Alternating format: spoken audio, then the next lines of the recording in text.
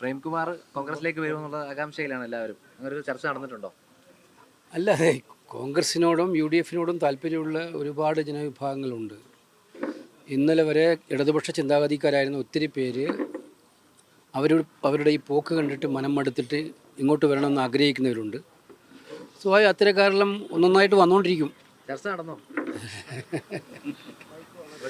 ശബരിമല യുവതീ പ്രവേശവുമായി ബന്ധപ്പെട്ട് ഒരു അഫിഡവിറ്റ് നേരത്തെ സർക്കാർ കൊടുത്തിരുന്നു. പക്ഷേ ഇന്ന് പോലും സർക്കാർ അതിനെക്കുറിച്ച് ഒരു വ്യക്തത വരുന്നില്ല. കഴിഞ്ഞ നിലപാടിൽ ഉറച്ചു നിൽക്കുന്നുണ്ടോ, അതേ പുതിയ നിലപാടാണോ ഉള്ളതെന്നുള്ളത്. പാർട്ടി സെക്രട്ടറിയോട് ചോദിച്ചപ്പോൾ പറഞ്ഞത് മാറ്റമില്ലാത്തത് മാറ്റത്തിന് മാത്രമാണ് എന്നുള്ള മറുപടിയാണ് വരുന്നത്. നിയമമന്ത്രി ഒരു പ്രത്യേകിച്ച് മറുപടി പറഞ്ഞില്ല. അതായത് ഒരു മറുപടിയും കേരളം കേൾക്കാൻ ആഗ്രഹിക്കുന്നില്ല.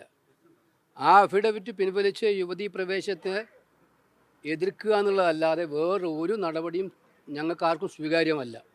ഗവൺമെൻറ്റിൻ്റെ മുമ്പിൽ യാതൊരു പോംവഴിയുമില്ല അത് ചെയ്യുകയല്ലാതെ. നോക്കാം നമുക്ക് ഗവൺമെൻറ് എന്ത് ചെയ്യുന്ന ഇക്കാര്യത്തിൽ. കേരളം കാത്തിരിക്കുന്ന ഒന്നാണത്.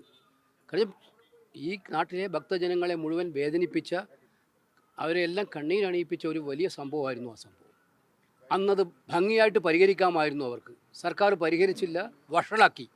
ഇനി അവർക്ക് വഷളാക്കണമെന്ന് ആഗ്രഹമെങ്കിൽ അത് ഞങ്ങൾ കയ്യും കെട്ടി നോക്കി നിൽക്കില്ല.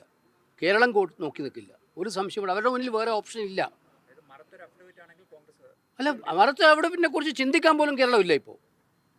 അതില്ല. ഓക്കെ, ഞാൻ ഒരുപാട് ആളായിട്ട് ചർച്ച നടത്താറുണ്ട്. അപ്പോൾ അതിൻ്റെ വിശദാംശങ്ങൾ പലതും പറയാൻ പറ്റുമോ? കൊണ്ടുവരാനുള്ള നീക്കമുണ്ടോ? കാരണം അദ്ദേഹം അവിടെ വലിയൊരു അപകടം നേരിട്ട് പരസ്യ പ്രതികരണം നടത്തേണ്ട സാഹചര്യമൊക്കെ ഉണ്ടായി. അപ്പോൾ അങ്ങനെ ഒരു ഇങ്ങോട്ട് കൊണ്ടുവരേണ്ട ഒരു സാഹചര്യം അല്ല, അങ്ങനെയല്ല ഞാൻ പറഞ്ഞതിനാൽ.